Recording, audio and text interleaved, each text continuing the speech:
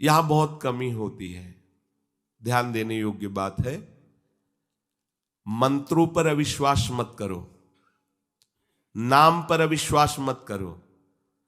तुम अनुष्ठान को जानते ही नहीं कैसे किया जाता है। एक कामना की पूर्ति, तुम विश्व की कामना की पूर्ति कर सकते हो, विश्व की कामना की पूर्ति। बोले आप क्यों नहीं कर लेते? क्योंकि हम विश्वात्मा की कामना किए हुए हैं, हम विश्व की नहीं। हम जिस बात की कामना किए हुए हैं उसके लिए विश्व का विस्मरण करना है। मन मन की रुचि जान नेह विधि अनुसरें। हम प्रियालाल की मन की बात जानकर उनकी सेवा में रत होना चाहते हैं। नहीं, नाम और मंत्र में इतनी ताकत है, आप उसको समझ नहीं पाएंगे। आप विचार करके देखिए, जब कोई पवित्र अनुष्ठान कोई राक्षस करता था तो बहुत पहले से ही वो मदिरा त्याग देता था, मांस खाना त्याग देता था, दूसरे की निंदा करना त्याग देता था, अपवित्रता का त्याग कर देता। परम पवित्र ऋषियों की तरह होकर वो तब अनुष्ठान करता था। यद्यपि वो जगत विनाश के लिए अनुष्ठान होता, पर उसके लिए भी पवित्रता की ऐसी आवश्यकता थी। अब आप बेविचार करो, शराब पियो, मांस खाओ, गंदे आचरण करो और बोलो हमने राधा राधा कहा लेकिन काम नहीं बना। वो बोल रहे थे कि कितना भी बड़ा संकट हो, फिर बोल रहे हैं। अगर भयानक से भयानक विपत्ति को ऐसे न नष्ट कर दे तो बता देना, कृष्णाय वासुदेवाय हरे परमात्मने प्रणतः क्लेश नाशाय गोविंदाय नमो। इसका जप करो और जब तक तुम्हारा काम पूरा ना हो जाए ब्रह्मचर्य से रहो। झूठ मत बोलना, मदिरा मत पीना, मांस मत खाना, और ना काम हो जाए तो मैं बताना कि भारी से भारी विपत्ति का नाश करके भगवान श्री कृष्ण का आश्रय उसे ऊंचे उठा देगा, इस जगत की धरा से उठा देगा। विश्वास नहीं? आप मदिरा पियो, मांस खाओ, बेविचार करो, सोचो 1,00,000 2,00,000 महात्मा को दे देंगे, हमारी कामना पूर्ति हो जाएगी। बिल्कुल भूल में मत रहना। आपको संशय होता है नाम पे, संशय होता है मंत्रों पे, संशय होता है शास्त्र के विधान पर। आप चलते हो शास्त्र विधान से? कहां चलते हो? अरे हम जब कह रहे कोई राक्षस भी अनुष्ठान करता था तो वो इन नियमों का पालन करता था। इतना अनुष्ठान में कि मेघनाथ को पैरों से मार रहे हैं बंदर भालू, पर वो ना मंत्र छोड़ रहा है, ना हिल रहा है, ना उनकी तरफ देख रहा है। इतना सहनशील होना चाहिए अनुष्ठान के लिए।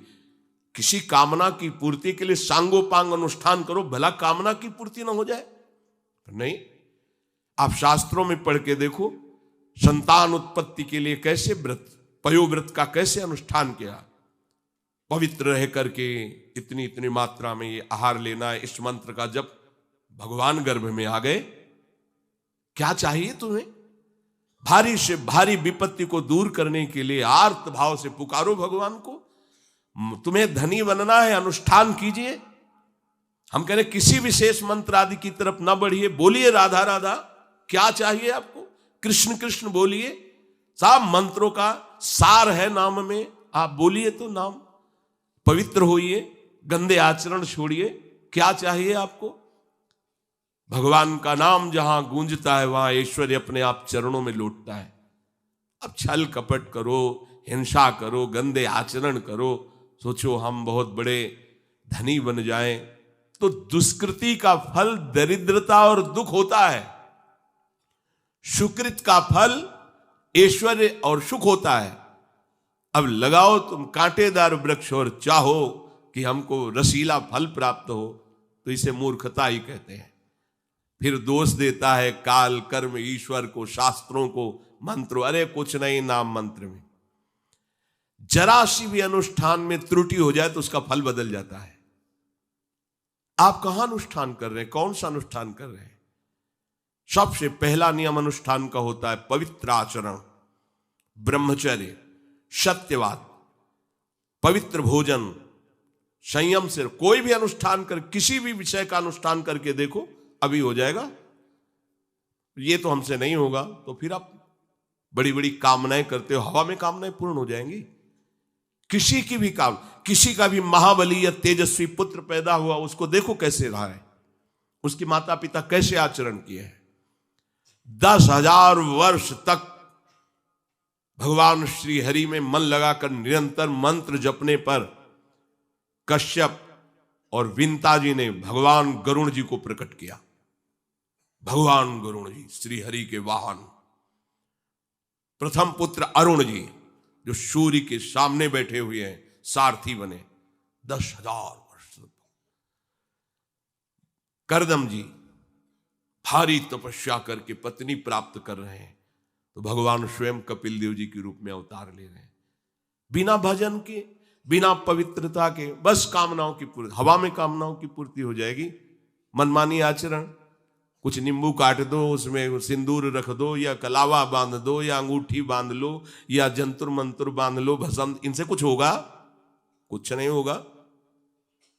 राधा राधा राधा राधा राधा, जो कर चाहोगे हो जाए, पर पवित्र आचरण, साथ में पवित्र आचरण हो।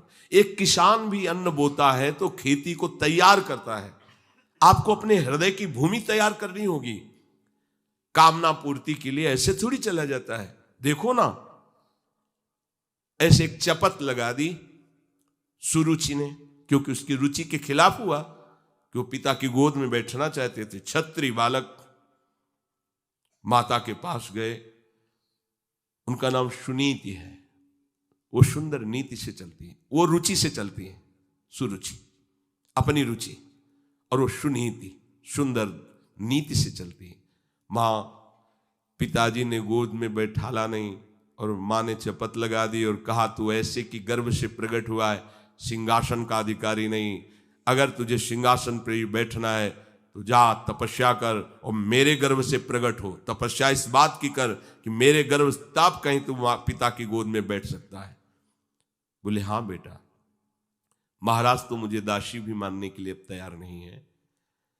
बेटा, भगवान नारायण का जिसने आश्रय लिया उसकी कोई कामना अधूरी नहीं रही। जाओ तुम भगवान श्री हरि का आश्रय लो, वही तुम्हारी कामना की पूर्ति करेंगे। मेरे में तो कोई सामर्थ्य नहीं, पर मैं आशीर्वाद देती हूं। मेरा आशीर्वाद कवच की तरह तुम्हारी रक्षा करेगा। 5 वर्ष का बालक चला भगवान की प्राप्ति के लिए। वो प्रेम नहीं चाह रहे हैं, वो पद चाह रहे हैं। कैसे जीवन व्यतीत किया देखो। 6 महीने की बात। बोले 6 महीने में, 6 महीने में एक छोटा सा बालक इतना कष्ट सह रहा है। 6 महीने तो बहुत समय हो गया।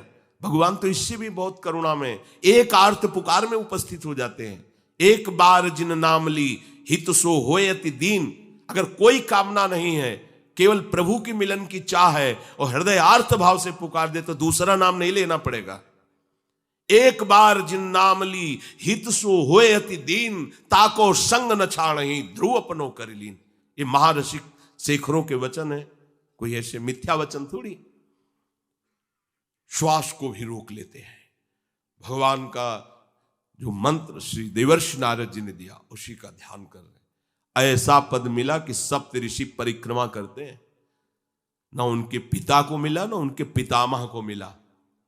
इसके आगे तो है ही नहीं। उत्तानपाद, महाराज मन, ब्रह्मा, बस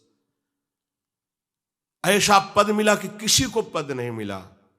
पर आप देखो कामना की पूर्ति के लिए कैसे निष्ठावान हो करके, प्राणों को समर्पित करके भगवान की आप बीड़ी सिगरेट पियो, प्याज लहसुन मांस मछली दुनिया की दलित दुराएं करो, हाँ हमारी कामनाओं की पूर्ति हो जाए।